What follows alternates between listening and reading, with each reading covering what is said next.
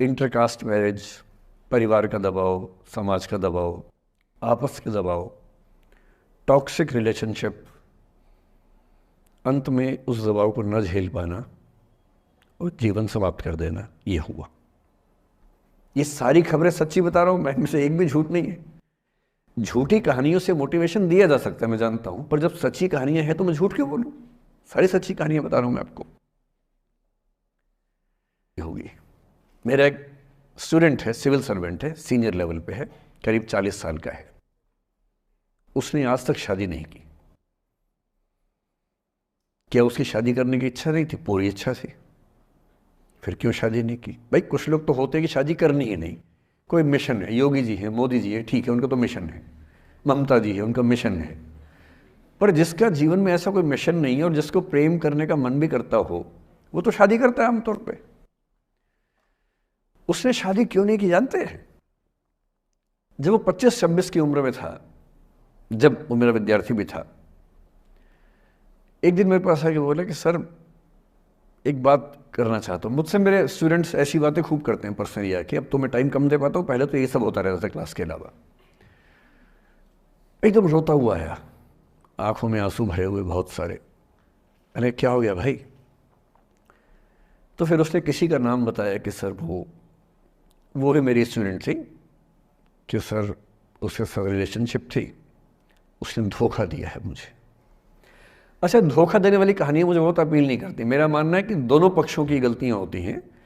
आप केवल अपने पर्सपेक्टिव से सोच सोच के धोखा करते रहते हैं, ऐसा थोड़ा ना होता है भाई। कुछ तो मजबूरियाँ रही होंगी, कोई यूं ही बेवफा नहीं होता, कुछ तो वजह होगी ना। आप थोड़ा उसकी वजह, उसका भी तो, उसकी कहानी भी तो सुनिए। और मैं जब जब दोनों कहानियाँ सुनता हूँ मुझे लगता है कि मामला ग्रे है।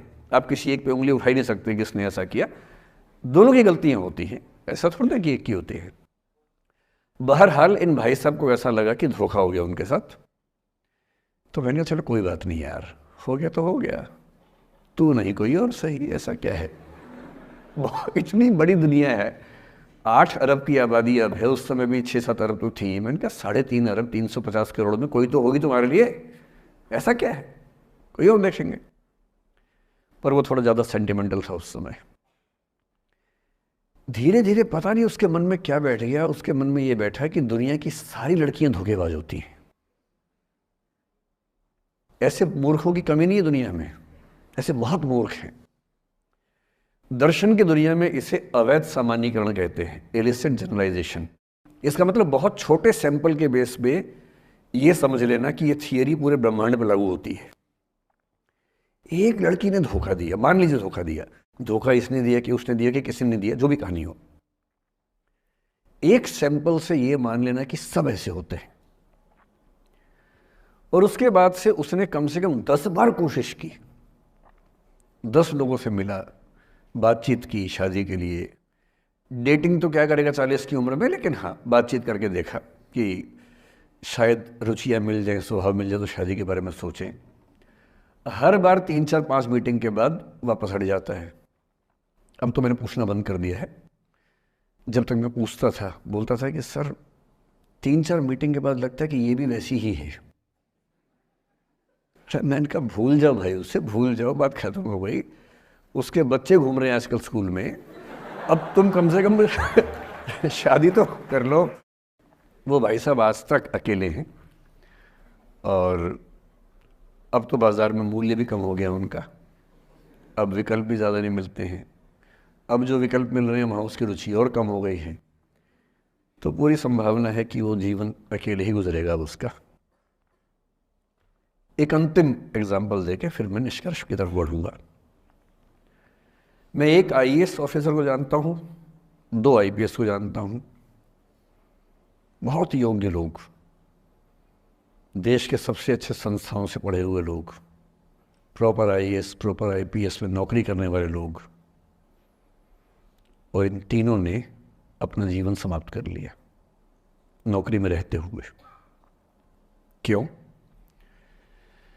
क्योंकि नौकरी और घरेलू जो दुविधाएं थी उनको झेल नहीं पा रहे थे, ना झेल पा रहे थे, ना भूल पा रहे थे, लेट गो नहीं कर पाए, तो गिव अप कर दिया।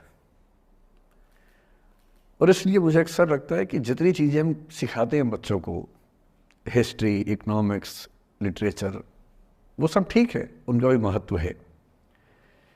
शायद उससे ज़्यादा महत्व इस चीज़ का है कि ये समझे कि अपने इमोशंस को कैसे मैनेज करना है।